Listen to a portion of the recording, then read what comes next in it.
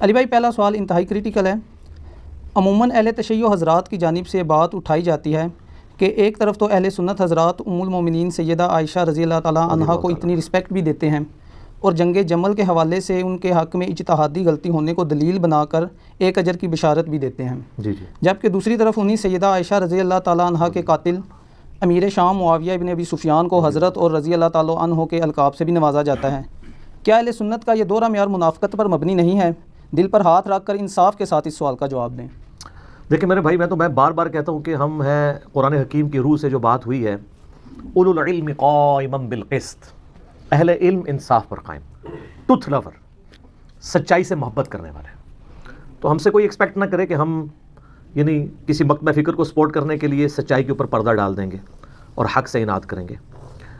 اس سوال کا جواب دینے سے پہلے میں ایک بیسک ٹرم آپ لوگوں کے سامنے تھوڑی ایلیبوریٹ کر دوں۔ اہل سنت کے ہاں ایک ٹرم بولی جاتی ہے الصحابۃ کلہم عدول، تمام کے تمام صحابہ جو ہیں یہ عدول مانے گئے، یعنی ان کی عدالت جو ہے، یعنی ان کی گواہی قبول کی جائے گی۔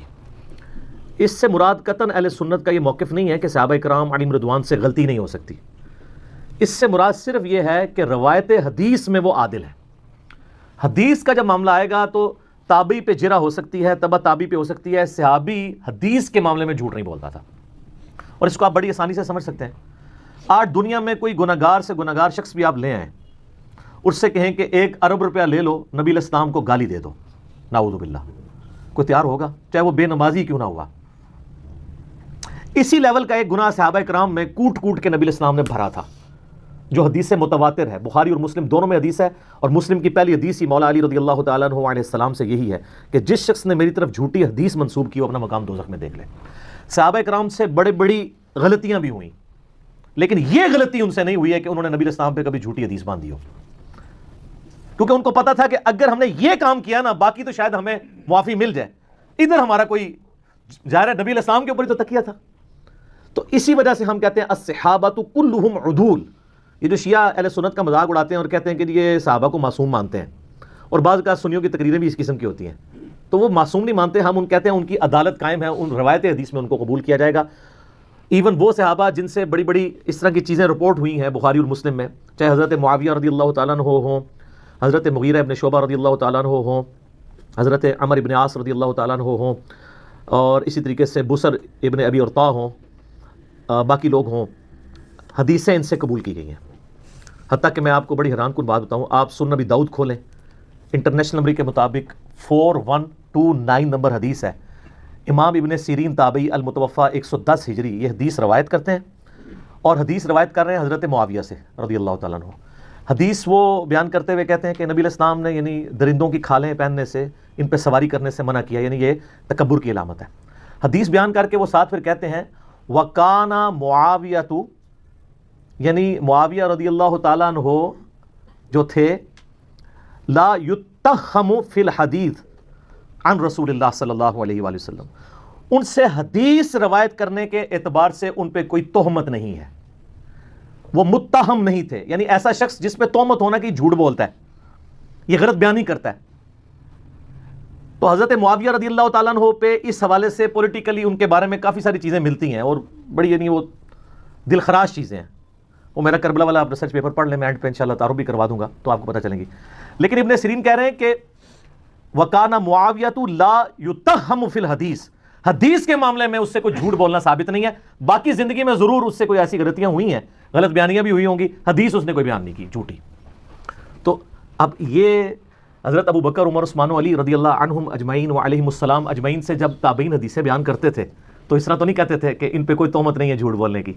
حضرت معاویہ رضی اللہ تعالیٰ عنہ کے بارے میں ان کو کیوں بولنا پڑا، اس کے لیے آپ ہمارا کربلا والا ریسرچ پیپر نمبر 5B پڑھیں، اس کا تعارف ہم آپ کو اس سوال کے اینڈ پہ کروائیں گے تاکہ آپ کو حقائق کھل کے سامنے آئے۔ حدیث کے معاملے میں تو کوئی تہمت نہیں ہے، باقی زندگی میں پولیٹیکلی ان سے کئی ایک چیزیں ہوئیں، ان پہ ہم بس یہی کہہ سکتے ہیں انا للہ و انا الیہ راجعون۔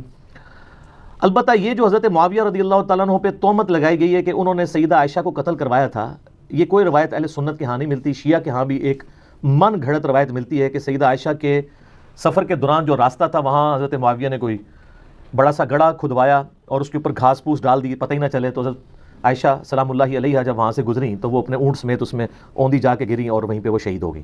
لیکن یہ بالکل جھوٹی روایت ہے اور اس کی کوئی سند موجود نہیں ہے. ایون اس دور میں آپ کو پتہ ہے حضرت معاویہ رضی اللہ تعالیٰ عنہ سے سخت علمی اختلاف رکھنے والی بڑی پرسنالٹیز میں سے مولانا اسحاق صاحب رحمۃ اللہ علیہ بھی تھے، فیصل آباد والے. میں نے ان کے ساتھ 1-to-1 کوسچن آنسر سیشن کیا تھا 23 مارچ 2012 کو، 40 کوسچنز ود مولانا اسحاق. اس میں نے یہ سوال سیم ان سے بھی کیا تھا. ان سے بڑا کوئی حضرت معاویہ رضی اللہ تعالیٰ عنہ کا کرٹک نہیں تھا، لیکن انہوں نے اس سوال کے جواب میں کہا بیٹا یہ بالکل جھوٹ ہے. کوئی حضرت عائشہ کے لیے گڑھا نہیں معاویہ نے کھودا، کوئی انہوں نے جھوٹی حدیث نبی علیہ السلام پہ بیان نہیں کی ہے. یہ دو چیزیں جو ہے نا بالکل. پھر انہوں نے اس میں شیعہ کے والے سے بھی کہا کہ یہ جو کہتے ہیں نا کہ حدیثیں گڑھوائی تھیں، وہ لائیں کون سی حدیث گھڑی تھی؟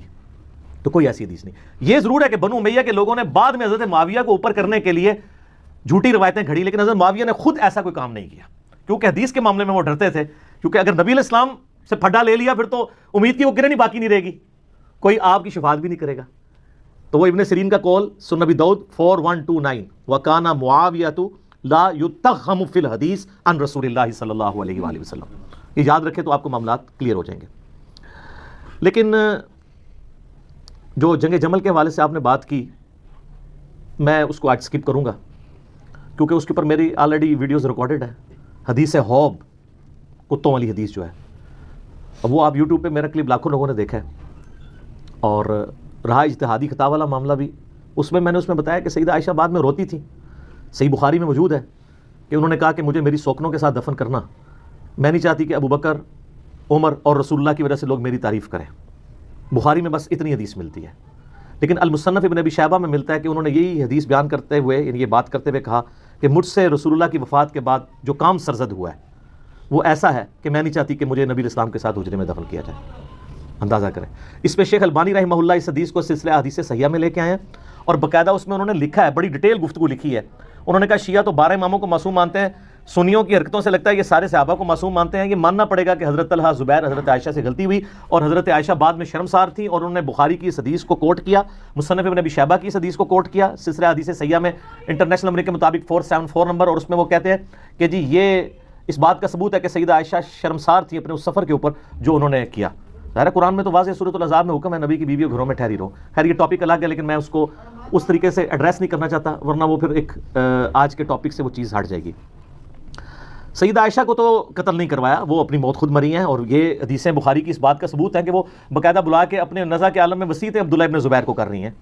حضرت ابو ہریرہ نے جنازہ پڑھایا ہے، اوپنلی مدینہ شریف میں جنازہ ہوا ہے، ہزاروں لوگ شریک ہوئے ہیں، کوئی ایسی چیز رپورٹ نہیں ہوئی ہے کہ ان کو نعوذ باللہ اس طریقے سے قتل کیا ہو.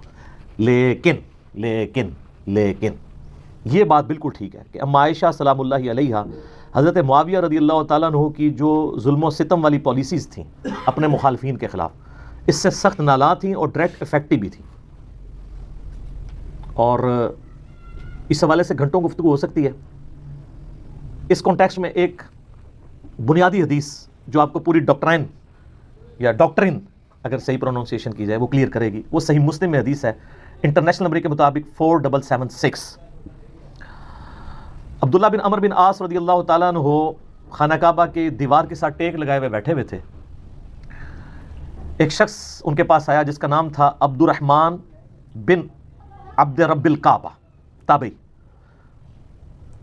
تو عبداللہ بن عمر بن عاص وہاں حدیث بیان کر رہے تھے کہ آپ کو اپنے وقت کے حاکم کی، امیر کی اطاعت کرنی چاہیے. وہ سنتا رہا. اینڈ پہ اس نے کہا کہ کیا واقعی آپ نے رسول اللہ سے یہ بات سنی ہے کہ جس طرح کا بھی حکمران ہو اس کی اطاعت کی جائے؟ ان کا ہاں، میری کانوں نے سنا، میری آنکھوں نے نبی علیہ السلام کو دیکھا، میرے دل نے محفوظ کیا.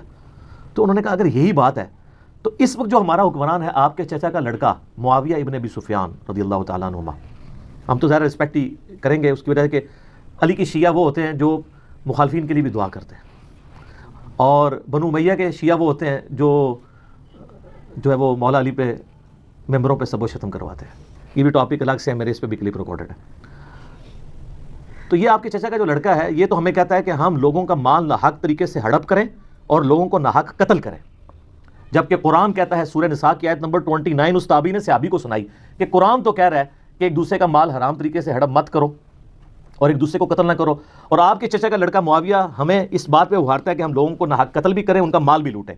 اب اتنی سخت بات سن کے حضرت معاویہ رضی اللہ تعالیٰ عنہ کے بارے میں ان کے چچا زاد عبداللہ بن عمر بن عاص جو خانہ کعبے کے ساتھ ٹیک لگائے ہوئے بیٹھے تھے، وہ خاموش ہو گئے تھوڑی دیر کے لیے, سر جھکا لیا. پھر انہوں نے سر اٹھا کے کہا کہ جن معاملات میں معاویہ تمہیں اللہ اور اس کے رسول کے مطابق چلنے کا حکم دیتا ہے اس میں اس کی اطاعت کرو, اور جس میں وہ اللہ کی نافرمانی کا تمہیں حکم دے اس میں تم اس کی نافرمانی کرو. دیکھیں یہ صحابی کی اپروچ یہی ہوتی ہے. یہ ہے وہ بنیادی حدیث جس سے آپ کو پتہ چلے گا کہ اس وقت سینیریو کیا بنا ہوا تھا. اب اس کے بعد آپ ذرا اس طرف آ جائیں کہ سیدہ عائشہ ڈائریکٹ افیکٹی کیوں تھی. سیدہ عائشہ کے بھائی تھے ایک محمد ابن ابی بکر, ان کو حضرت معاویہ رضی اللہ تعالیٰ عنہ نے قتل کروایا تھا. محمد بن ابی بکر 9 ہجری میں پیدا ہوئے ہیں اور 30 سال سے کم ان کی عمر تھی کہ ان کو قتل کر دیا گیا. اور ان کا بیٹا ایک ہی تھا قاسم, اور قاسم کی جو آگے سے بیٹی تھی وہ تھی فاطمہ جو امام جعفر صادق علیہ السلام کی ماں ہے. اکثر سنی بڑے فخر سے کہہ رہے ہوتے ہیں اہل بیت کے امام جو ہیں وہ تو حضرت ابوبکر صدیق کی اولاد میں سے ہیں. سر حضرت ابوبکر صدیق رضی اللہ تعالیٰ عنہ کی وہ اس اولاد سے ہیں جو بنو امیہ کے بہت مخالف تھی, وہ آپ والی وہ اولاد نہیں ہے. سمجھ رہی بات کی؟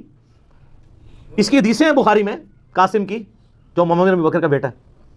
اچھا میرے بھائیو, جو محمد ابن ابی بکر ہے نا رضی اللہ تعالیٰ عنہ علیہ السلام, یہ کوئی عام بندہ نہیں ہے.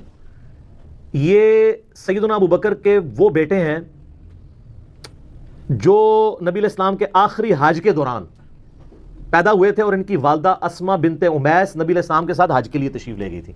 اور بخاری مسلم میں موجود ہے کہ اس دوران وہ کہتے ہیں میں نے محمد کو جنا. ماشاءاللہ. تو نبی علیہ السلام نے ان کو دیکھا ہوا ہے, ان کی زیارت نبی علیہ السلام نے کی ہے, اور انہوں نے نبی علیہ السلام کی زیارت کی ہوئی ہے, لیکن اپنی شیر خارگی کی عمر میں. صحابی بھی آپ کہہ سکتے ہیں, تابعی تو ہیں ہی ہیں.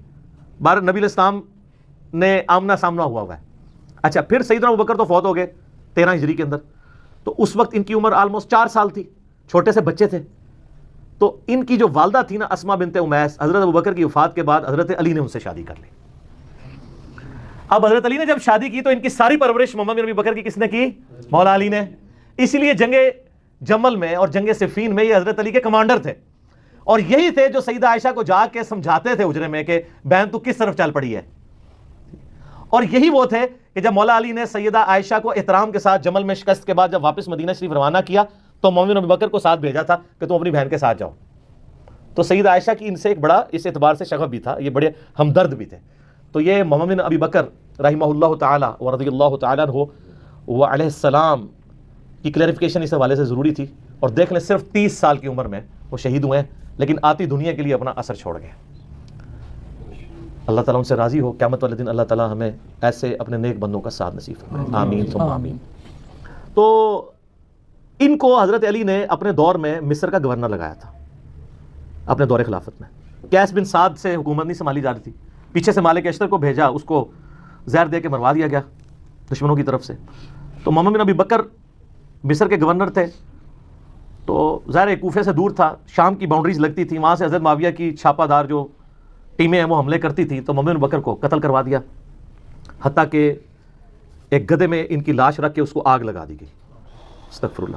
اور یہ اس کے اوپر اجماع ہے, کوئی دنیا میں اس کا انکار نہیں کرے گا. ہماری اہل سنت کی تمام کتابوں میں موجود ہے, جتنی بھی صحابہ کرام کی بایوگرافی پہ لکھی گئی ہیں, آپ چاہے وہ آپ تاریخ تبری پڑھ کے دیکھ لیں, ابن جریر المتوفا 310 ہجری, تاریخ ابن کثیر کی المتوفا 774 ہجری, آپ الاستیاب امام ابن عبد البر کی پڑھ کے دیکھ لیں المتوفا 468 ہجری. آپ کو ساری کتابوں میں ابن اسیر کی جو ہے اسود الغابہ المتوفا 630 ہجری, جس کی شرح ابن حجر اسقلانی المتوفا 852 ہجری, الاصابہ انہوں نے لکھی. 8000 صحابہ کرام کے حالات زندگی اس میں لکھے ہیں, اردو میں ترجمہ ہو کے آ چکی ہے. آپ اس میں محمد بن ابی بکر کا پڑھ لیں ان کے ساتھ کیا ہوا تھا. حتیٰ کہ صحیح مسلم شریف میں بھی اس کا ذکر موجود ہے, انٹرنیشنل نمبر کے مطابق 4722 اشارتاً صحیح مسلم میں آتا ہے. اما عائشہ سے ایک بندہ مصر سے ملنے کے لیے آیا, تو انہوں نے پوچھا ہاں مصر کے حکمران کی کیا حالت ہے, کیونکہ اما عائشہ کے بھائی کو مار کے تو وہاں حضرت معاویہ نے اپنا حکمران لگا دیا تھا, اور مصر جو ہے وہ چھین لیا تھا حضرت علی سے. تو ظاہر ہے جو دنیا دار بادشاہ ہوتے ہیں وہ اپنے چمچوں کو نوازتے ہیں.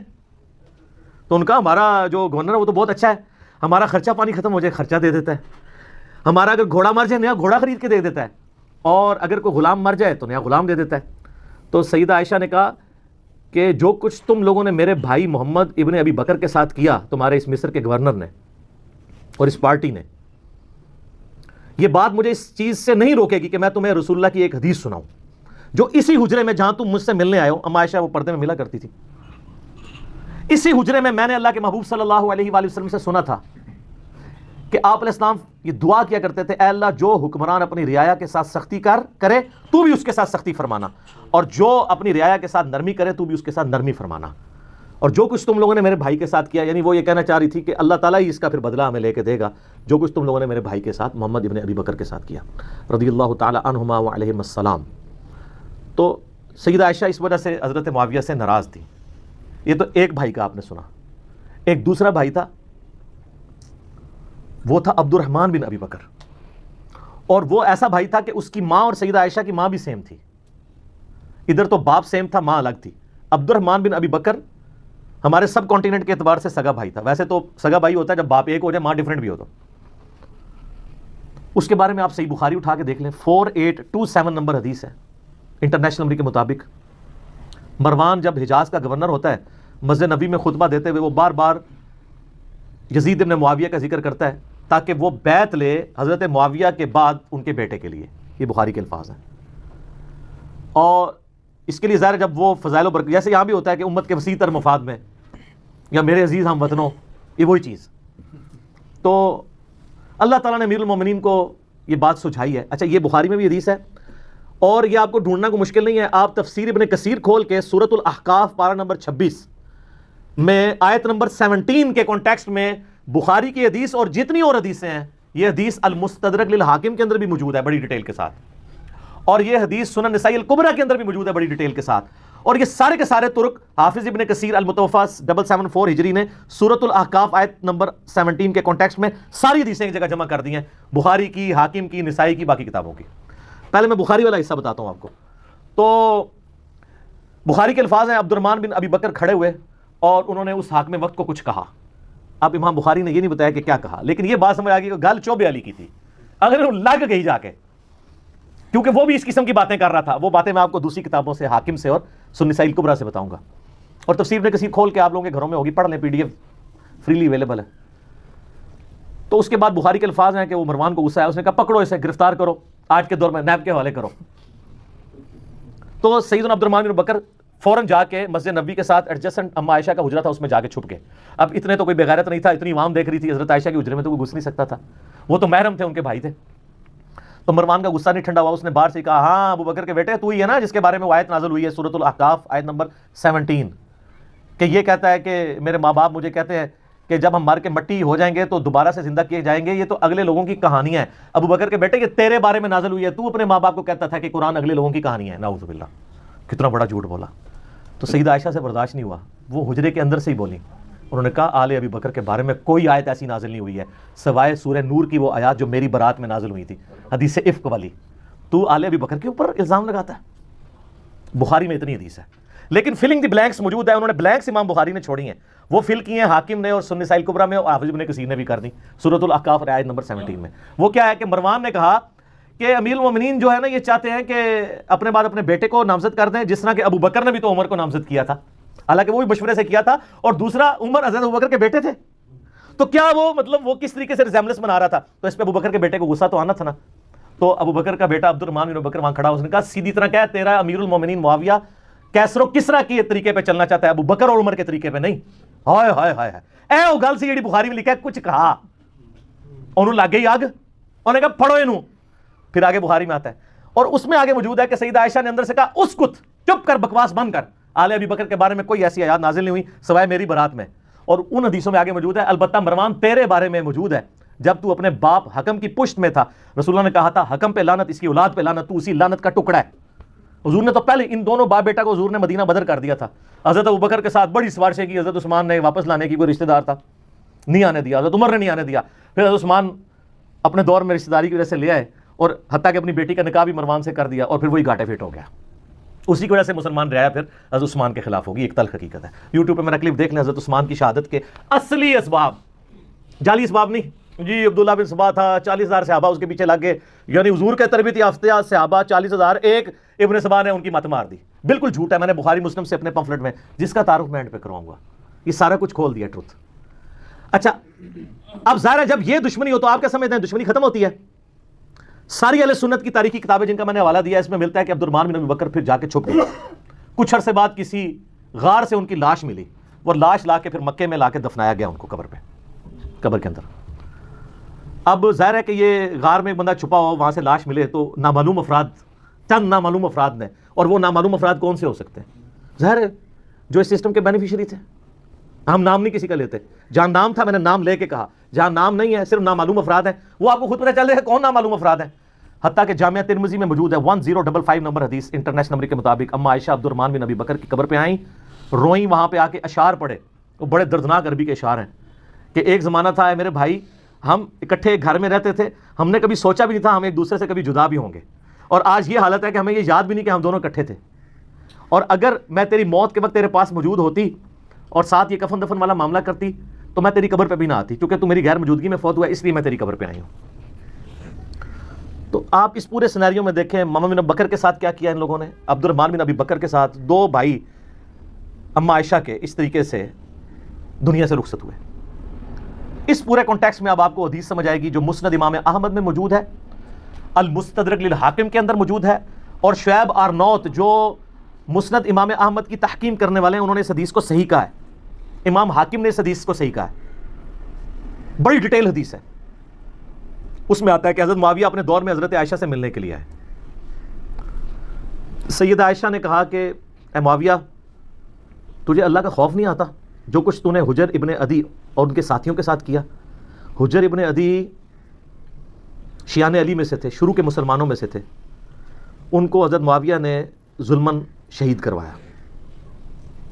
وہ پوری ڈیٹیل آپ کو مستدرک الحاکم میں ایک پورا چیپٹر ہے حجر ابن عدی کا. وہ سر میری ویڈیوز دیکھ کے امام حاکم نے نہیں، میری پیدائش سے بھی وہ پہلے کا ہے، 1000 سال پہلے. وہ 13 حدیثیں آپ پڑھیں آپ کے آنسو نہیں رکیں گے کس ظلم کے ساتھ حجر ابن عدی کو قتل کروایا گیا، صرف اس بات پہ کہ جمعے کی نماز لیٹ کر دیتے تھے، ممبروں پہ سب و شتم حضرت علی پہ کرتے تھے، یہ مخالفت کرتے تھے. اور اس شخص کی قبر وہاں پہ کھودی گئی جو علاقہ حضرت عمر کے دور میں حجر ابن عدی نے فتح کیا ہوا تھا. ہائے ہائے ہائے. اور آخری وقت میں کہا گیا کہ بچت کی ایک صورت ہے کہ حضرت علی پہ لعنت کر دو، چھوڑ دیں گے. ان کا پوری زندگی علی سے عشق کیا، اب موت کو دیکھ کے تو میں حضرت علی کے اوپر سب و شتم کر دوں. اور کہا 2 نفل پڑھنے کی اجازت دو، اور نفل تیزی سے پڑھے، اور کہا میں نے اس لیے تیزی سے پڑھے تاکہ تمہیں یہ نہ ہو کہ میں موت کو ڈیلے کرنے کے لیے نماز اس طرح پڑھ رہا ہوں، میں نے زندگی میں کبھی اتنی تیز نماز نہیں پڑھی. اور پھر کہا وصیت کی لوگوں کو. ایران والوں نے حجر ابن عدی کے اوپر، جن کو آپ کہتے ہیں صحابہ کو نہیں مانتے، انہوں نے پوری ایک فلم بنائی ہے حجر ابن عدی کے اوپر، یوٹیوب پہ رکھی ہے اردو ڈبنگ کے ساتھ. تو انہوں نے وہاں پبلک کو وصیت کی کہ مجھے میری انہی بیڑیوں میں اور انہی خون آلود کپڑوں میں دفن کرنا ہے، قیامت والے دن پولیس رات پہ میں معاویہ کا گریبان پکڑوں گا. ان کے ساتھی بھی قتل کیے گئے صرف ایک ٹسل کے اندر کہ حضرت علی کے سپورٹر کیوں ہے. اب حجر ابن عدی ان کے ساتھیوں کا جب قتل ہوا، سیدہ عائشہ تو پھر بڑی دکھی تھی اس کی وجہ سے. تو حضرت معاویہ جب ملنے کے لیے آئے، مسند امام احمد المستدرک الحاکم میں موجود ہے، شعیب آرنوت نے کہا حدیث صحیح ہے. کہا معاویہ تجھے کوئی خوف نہیں آیا، تو نے حجر ابن عدی اور ان کے ساتھیوں کے ساتھ جو کچھ کیا، اور تجھے ڈر نہیں لگتا کہ میں ایک بندہ مقرر کروں جو چھپ کے تیرے اوپر وار کرے اور تجھے قتل کرتے؟ یعنی حضرت عائشہ کا غصہ کس لیول کا تھا کہ میں گریلا وار کروا کے تجھے مروا نہ دوں. تو انہوں نے کہا کہ ام المومنین ہم آپ سے یہ ایکسپیکٹ نہیں کرتے کہ آپ ایسا کریں گی، کیونکہ ہم نے نبی علیہ السلام سے سنا ہے کہ مومن کبھی چھپ کے وار نہیں کرتا. لوگوں کو حدیثیں سنانی، کس کو؟ اما عائشہ کو. اور پھر کہا کہ اماں یہ بتائیں آپ کا جو میں نے خرچہ پانی لگایا ہوا ہے اس معاملے میں تو کوئی، اور وہ انہوں نے نہیں لگایا ہوا تھا، وہ تو آپ کو مال غنیمت میں سے مسلمانوں کو وظیفہ ملتا تھا، حضرت عمر کے دور کا شروع ہوا تھا، اس میں تو کوئی آپ کو شکایت نہیں ہے. تو انہوں نے کہا مجھے اس معاملے میں کوئی شکایت نہیں، یہ شکایت تھی جو میں نے تمہیں کی ہے. تو انہوں نے کہا اماں یہ کام چھوڑیں، ہمیں اپنے کام دنیاوی چلانے دیں، ہمارا معاملہ اور اللہ کا معاملہ، ہمیں ہماری سیاست والے معاملات میں آپ دخل نہ دیں. آپ اندازہ کریں. اور یہ ہمیں تاریخ سے روایتیں لا کے دیتے ہیں کہ جی وہ جناب جی حضرت عائشہ کہتی تھی میری زندگی بھی معاویہ میں لگ جائے. اس نے تو ہڈی ہنسی بھی دستی ہے کہ روایتیں کس نے کڑیاں ہونی نے، کیونکہ حدیثیں کچھ اور بتا رہی ہیں. ٹھیک ہے، یہ کوئی شخص کہے گا جس کے بھائی قتل ہوئے ہوں، جس نے اتنے قتل عام دیکھا ہو. اسی لیے آپ دیکھ لیں کہ سیدہ عائشہ کو ساری گیم سمجھ آ گئی تھی، جنگ جمل میں بھی ان کو مس یوز کیا گیا، بعد میں ان کو ساری بات سمجھ آ گئی تھی. تو یہ وہ کہانیاں بنا بنا کے بتاتے ہیں.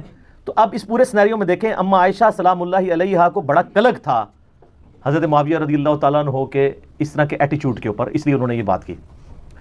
اور میں آپ کو بتاؤں، میں گھنٹوں فی الودی بول سکتا ہوں ہمارے جو ائمہ اہل سنت تھے ان کی کتنی سخت رائے اس کی وجہ سے بنی. مثلا امام ہیں علی ابن الجعد، بعض سے ابن الجود پڑھتے ہیں لیکن یہ زبر کے ساتھ ہے. المتوفا 230 ہجری، امام بخاری امام مسلم کے استاد ہیں، صحیح بخاری میں 14 حدیثیں 14 حدیثیں ان سے ہیں۔ امام احمد بن حنبل کے بھی استاد، امام بخاری کے استاد، ان کی حدیث کی کتاب بھی ہے مسند علی ابن الجعد، جس طرح کہ مسند امام احمد ہے، سکہ سرٹیفائیڈ سنی امام۔ ان کے بارے میں ابن حجر اسقلانی تہذیب التقریب میں صحیح سند کے ساتھ لے کے ہیں، اور شیخ زبیلی زئی صاحب رحمہ اللہ تعالیٰ نے اپنی جو وہ قیام رمضان کی تعداد رکھتوں کی وہ جو کتاب ہے اس میں بھی نقل کیا ہے۔ یہ کہا کرتے تھے اگر مجھے قیامت والے دن یہ بات پتہ چلے کہ اللہ تعالیٰ معاویہ کو عذاب دے رہا ہے تو مجھے یہ برا نہیں لگے گا، کیونکہ مجھے پتہ ہے اس نے امت کے ساتھ کیا کیا ہوا ہے، وَلِعَوْذُ بِاللَّهِ تعالیٰ۔ لیکن ہم نے کبھی ایسی بات نہیں کی ہے۔ ہم بخاری مسلم کی حدیثیں بیان کر کے بھی نیم رافضی ڈکلیئر ہو جاتے ہیں چند ناسبیوں کی طرف سے، جو آلموسٹ اب ختم ہو چکے ہیں، اپنے فرقے کی وہ میت پہ ہی نوحہ کر رہے ہیں، لیکن اس کو وہ اہل سنت کا امام مانتے ہیں، جو کہہ رہے ہیں مجھے تو عذاب کا بھی سنا تو مجھے برا نہیں لگے گا۔ اور یہ ایک امام نہیں سر، کئی امام۔ ادھر تو سب کانٹیننٹ میں حنفی زیادہ ہے نا، آپ نے امام بدر الدین عینی کا نام سنا ہوا ہے، المتوفا 855 ہجری۔ امام عینی جو ہے امام حنیفہ کے بعد چند جو بڑے امام ہیں نا حنفیوں کے ان میں سے ایک ہے، کیونکہ انہوں نے صحیح بخاری کی شرح لکھی ہے عمدۃ القاری۔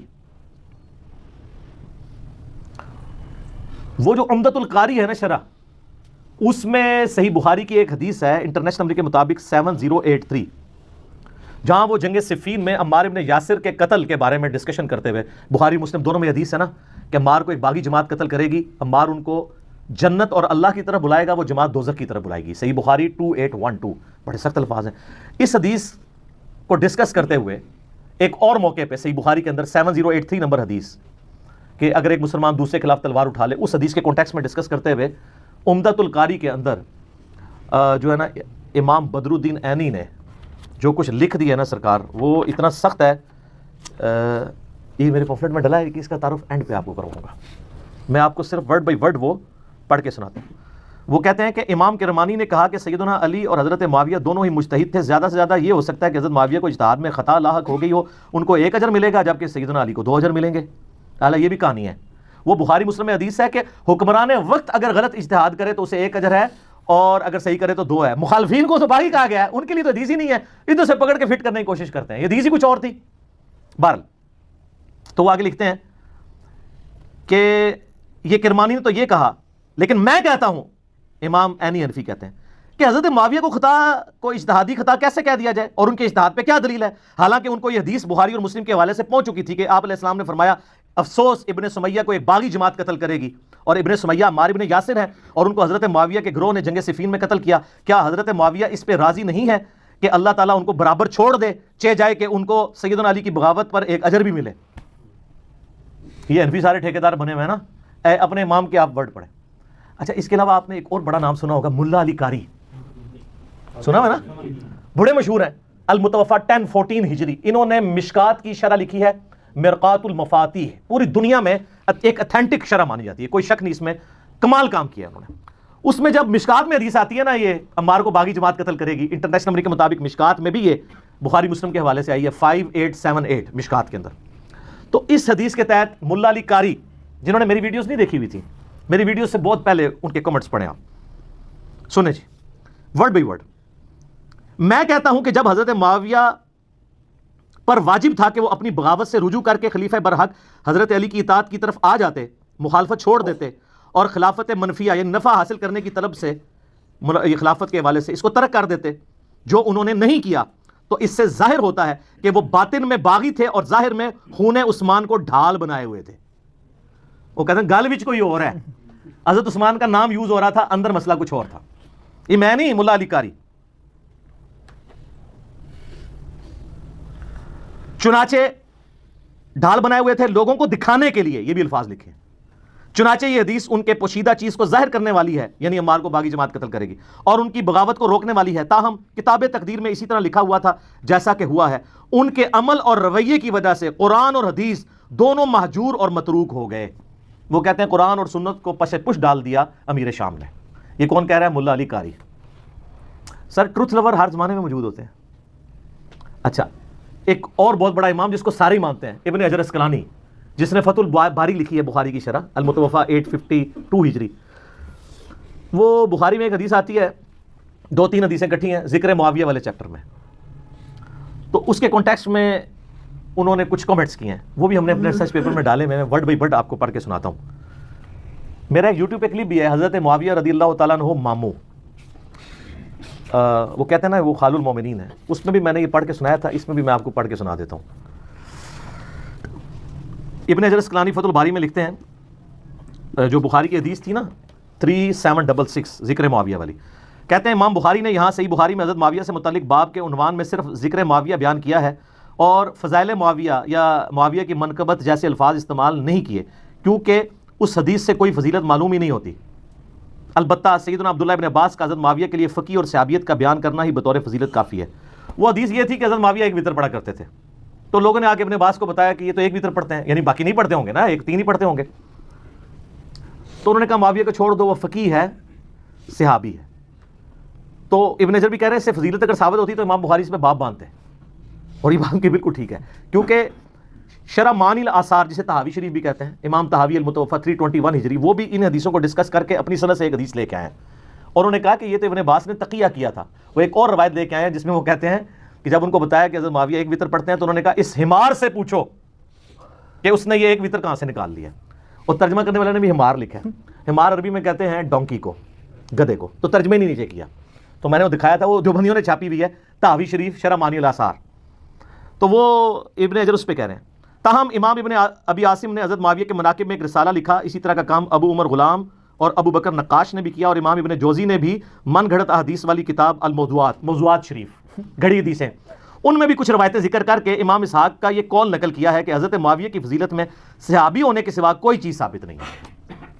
اور یہ صرف ابن جوزی المتوفی 597 ہجری نے نہیں لکھا، ابن تیمیہ نے منہاج السنہ میں المتوفی 728 ہجری یہی قول لکھا ہے ابن تیمیہ نے، اور اس کا شاگرد امام ذہبی المتوفی 748 ہجری سیر اعلام النبلاء میں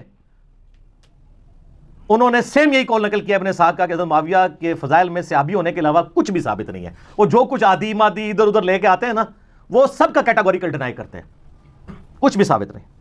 اچھا، ابن حجر اسقلانی پھر مزید لکھتے ہیں کہ یہی وجہ ہے کہ امام بخاری نے بھی اپنے استاد امام اسحاق بن راہویہ پر اعتماد کرتے ہوئے حضرت معاویہ کے لیے لفظ فضیلت یا منقبت استعمال نہیں کیا، بلکہ صرف ذکر معاویہ لکھا۔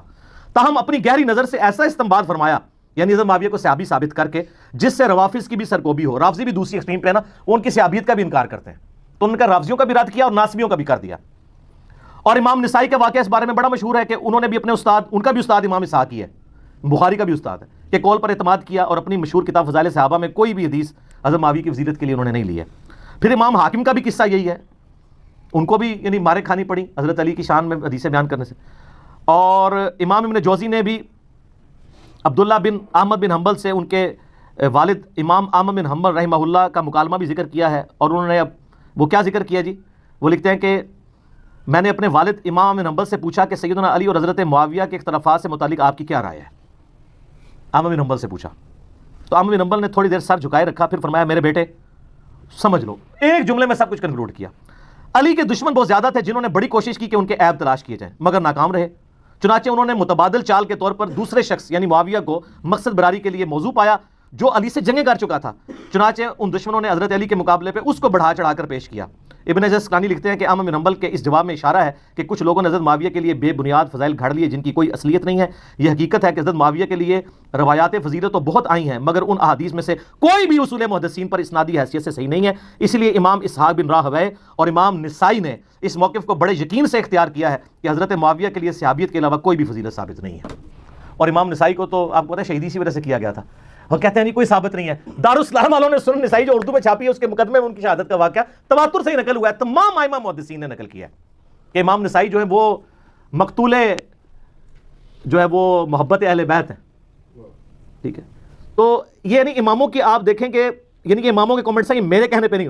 اور ابھی پچھلے دنوں میرا کلپ ریکارڈ ہوا ہے محمد بن عبد الوہاب شیعہ، اس میں میں نے محمد بن عبد الوہاب کے بیٹے عبداللہ بن محمد بن عبد الوہاب المتوفی 1246 ہجری ان کے کتنے حوالے دیے ہیں، تلک عشرۃ کاملہ 10 حوالے دیے ہیں، 2-3 سن لیں۔ ایک وہ لکھتے ہیں کہ حضرت علی والے چیپٹر میں اینڈ پہ حضرت معاویہ نے اہل شام سمیت حضرت علی کی بیعت نہیں کی، پھر ان کی صرف مخالفت ہی نہیں کی بلکہ ان پر قتل عثمان میں معاونت اور رضامندی کا بھی الزام دھرا، مگر اللہ نے ان کو بچا لیا۔ کتنے سخت الفاظ ہیں۔ پھر وہ آگے لکھتے ہیں عمار کی شہادت کے بعد عمر بن عاص نے تو لڑائی ترک کر دی تھی اور بہت سے لوگوں نے پیروی چھوڑ دی تھی حضرت معاویہ کی. حضرت معاویہ نے ان سے پوچھا کہ آپ نے لڑائی کیوں ترک کی؟ انہوں نے کہا ہم نے عمار کو قتل کر دیا ہے اور میں نے حضرت سے سنا تھا صلی اللہ علیہ وآلہ وسلم کہ عمار کو ایک باغی جماعت قتل کرے گی. معلوم ہوا کہ ہم باغی ہیں. حضرت معاویہ بولے خاموش رہو، واللہ تو اونٹ کی طرح اپنے ہی پیشاب میں گرتا ہے. یہ عرب کا محاورہ تھا کہ تجھے اگر پتہ ہے تو اپنے ہی پیشاب پہ ڈگنا ہے. کیا ہم نے ان کو قتل کیا؟ ان کو تو علی ان کے ساتھیوں نے قتل کیا جنہوں نے لا کے انہیں ہماری تلواروں کے درمیان پھینک دیا. ہم تو اپنے بچاؤ میں لڑ رہے تھے جس میں وہ قتل ہو گئے. اس کی خبر جب حضرت علی کو ہوئی تو انہوں نے فرمایا اس طرح تو پھر حضرت حمزہ کو حضرت نے خود قتل کیا تھا کہ جنہوں نے کافروں کے مقابلے پہ حمزہ کو بھیج دیا. ہائے کتنی بڑی پھکی دیتی مولا علی نے. ایڈی بڑی پھکی مولا علی دے سکتے ہیں یا انجینئر علی صاحب دے سکتے ہیں. انہوں نے کہا کہ یہ تیری لاجک مان لی جائے. وہ تو عمار تو حضرت علی کی فیور میں لڑ رہا تھا تو کہہ رہے نہ وہ آتا حضرت علی کی طرف سے نہ ساڑی تلوار تلے آگے مردا. نعوذ باللہ.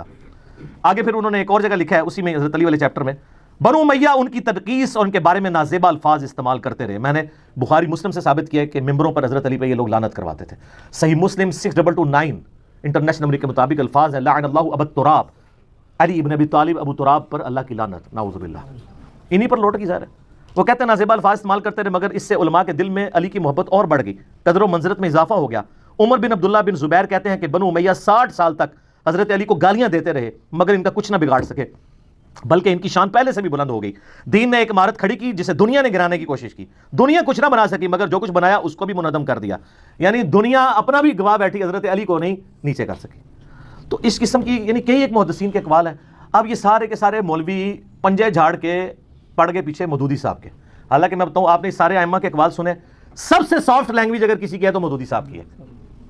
آپ سن کے حیران ہو جائیں گے. مولانا مودودی نے خلافت و ملوکیت کا جو چوتھا چیپٹر ہے، 4 نمبر چوتھا چیپٹر خلافت راشدہ سے ملوکیت کا سفر، اس کے اینڈ پہ کچھ جملے لکھے ہیں، ورڈ بائی ورڈ سنیں.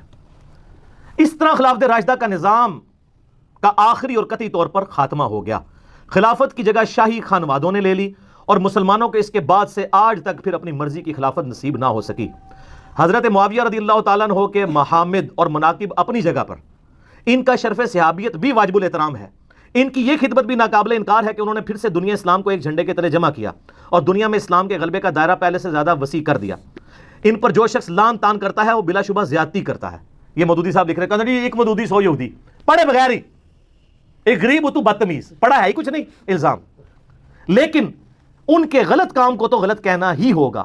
اسے صحیح کہنے کے معنی یہ ہوں گے کہ ہم اپنے صحیح اور غلط کے معیار کو خطرے میں ڈال رہے ہیں. بس کون سی سخت لینگویج استعمال کی ہے؟ یعنی 6 جملوں میں سے 5 تعریفی ہیں اور ایک میں کہا کہ یار اولو العلم قائما بالقسط بنو، ورنہ کل کو کوئی بھی بندہ جو ہے نا وہ اپنی غلطیوں کی جعلی تعویلات کرنا شروع کر دے گا. یہ کوئی کرائٹیریا نہیں ہے کہ آپ اس طریقے سے چیزیں پکڑیں اور کسی شخص کے بارے میں اس کا جھوٹا دفاع کریں، اس کی وجہ سے دین کی عمارت ہی گرنی شروع ہو جائے. تو مودودی صاحب کے پیچھے لوگ پنجے جھاڑ کے پڑ گئے. اللہ کے فضل سے میں نے جو ہے نا وہ ہمت دکھائی اور یہ کہتے تھے تاریخی روایتیں. ویسے اب خلافت و ملوکیت کا ایک نیا ورژن ہے جس میں پوری تخریج ہوئی ہے کہ پہلے بھی حوالے دیے تھے، اب ذرا ڈیٹیل کے ساتھ ہے، جلد نمبر یہ وہ. ہم اس کو یعنی اپنی ویڈیو میں JPGs کے طور پہ ایڈ کریں گے. خلافت و ملوکیت سارے لوگ لے کے پڑھیں. ویسے 400 روپے مارکیٹ میں قیمت ہے، ہول سیل پرائز میں کارڈ والی آلموسٹ 250 کی اور گتے والی 300 کے قریب مل جائے گی. ہم کوشش کر رہے ہیں اپنی اکیڈمی میں منگوا لیں ہول سیل پرائز والی، پھر آپ لوگ منگوا بھی سکتے ہیں یہاں سے انشاءاللہ تعالی. میں نے بات کی ہے ان سے، پبلشر سے ان کے. تو خلافت و ملوکیت آپ پڑھیں تو آپ کو پوری ڈاکٹرن سمجھ آ جائے گی. پھر بھی میں نے اس پورے مقدمے کا دفاع کیا.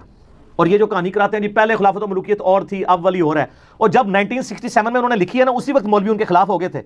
اور وہی باتیں اگر آج والی میں موجود ہیں وہ آپ کے مولویوں کی کتابوں میں تو ہے نا جس پہ گرفت کی ہوئی ہے، تو اس کا مطلب تبدیل نہیں ہوئی، جھوٹ بول رہے ہیں. پہلے دن سے وہی ہے، کوئی تبدیل نہیں کی ہے. وہ ہے اتنی مضبوط کتاب ہے. میرا یوٹیوب پہ کلپ بھی ہے خلافت و ملوکیت کے دفاع پہ، وہ آپ دیکھ لیں. جو بند کے اپنے علماء نے بھی دفاع کیا ہے، مفتی عامر عثمانی کا میں نے بتایا تھا. یہ سر میرا ریسرچ پیپر ہے، واقعہ کربلا کا حقیقی پس منظر 72 صحیح الاسناد احادیث کی روشنی میں، جس میں نے 200 روایتیں اکثر بخاری اور مسلم سے جمع کی ہیں اہل سنت کی مین سٹریم کتابوں سے. 72 کا ٹائٹل میں نے شہدائے کربلا کی نسبت سے لیا. حدیثیں 200 سے زیادہ ہیں، ایک نمبر پہ کئی حدیثیں ہیں. مثلا 33 نمبر پہ غدیر خون کے 8 طرق میں نے جمع کیے ہیں. یہ پمفلٹ عربی میں بھی ہے، اردو میں بھی ہے، انگلش میں بھی ہے، ہندی میں بھی ہے. تو باقی تو کوئی زبان بچی نا. فری ڈاؤن لوڈ کریں اس کی سافٹ کاپی، پروفیشنل PDF ہماری ویب سائٹ ahlusunnatpark.com سے. اور اگر آپ کو ہارڈ کاپی چاہیے آپ ہمارے اکیڈمی کے نمبر پہ رابطہ کریں صبح 9 سے لے کے شام 5 بجے تک، +92 321 5900 162. پاکستان سے کریں گے تو 0321 5900 162. رابطہ کریں. یہ اور اس کے ساتھ میرے 8 ریسرچ پیپر اور 9 ریسرچ پیپر اور 3 اذکار کارڈ، 12 کا پیکج، نو پروفٹ اور تھوڑے سے لاس پہ، صرف 200 روپیز میں پورے ملک کے اندر ہم بھیجتے ہیں. اس کی فوٹو کاپی بھی 200 روپے کی ہوتی ہے، اور یہ کلرڈ چھپے ہوئے ہیں سارے ریسرچ پیپرز. وہ آپ منگوائیں اور اس کو آپ پڑھیں. اس میں نے اکثر حدیث بخاری مسلم سے دور حاضر کے بڑے بڑے محدثین، شیخ البانی، شیخ زبیر الزئی، شیخ شعیب ارنوت رحمہ اللہ اجمعین، اور اس کے علاوہ باقی محدثین کی باقاعدہ تحکیم لگائی ہوئی ہے، اور پوری گیم سمجھائی ہے خلافت راشدہ سے سیدنا عمر کی شہادت سے لے کے سیدنا حسین کی شہادت تک. خلفائے راشدین کون ہے، سیدنا عثمان کی شہادت کے اصلی اسباب کیا ہے، جنگ جمل صفین نہروان کے اوپر بخاری مسلم کی حدیثیں، اس کے بعد صلح حسن، پھر حضرت معاویہ کا دور ملوکیت، اور پھر یزید کی ولی عہدی، اور پھر الٹیمیٹلی سیدنا حسین ابن علی کی مظلومانہ شہادت. یہ سارے کے سارے ٹاپکس میں نے ان ڈیپتھ اس کے اندر کور کیے ہیں. آپ اس کو منگوائیں، خود بھی پڑھیں، اور پھر آپ نے نا اس کو پڑھنے کے بعد ایک بار جھوم کے کہنا ہے کیا، نہ میں وہابی نہ میں بابی، میں ہوں مسلم علمی کتابی. ہم علمی کتابی ہیں، بابوں کے ماننے والے نہیں ہیں. ٹھیک ہوگا جی. ابھی اذان مغرب ہوا چاہتی ہے، تو اذان مغرب کا وقفہ کر لیتے ہیں، چھوٹا سے وقفے کے بعد ملتے ہیں انشاءاللہ.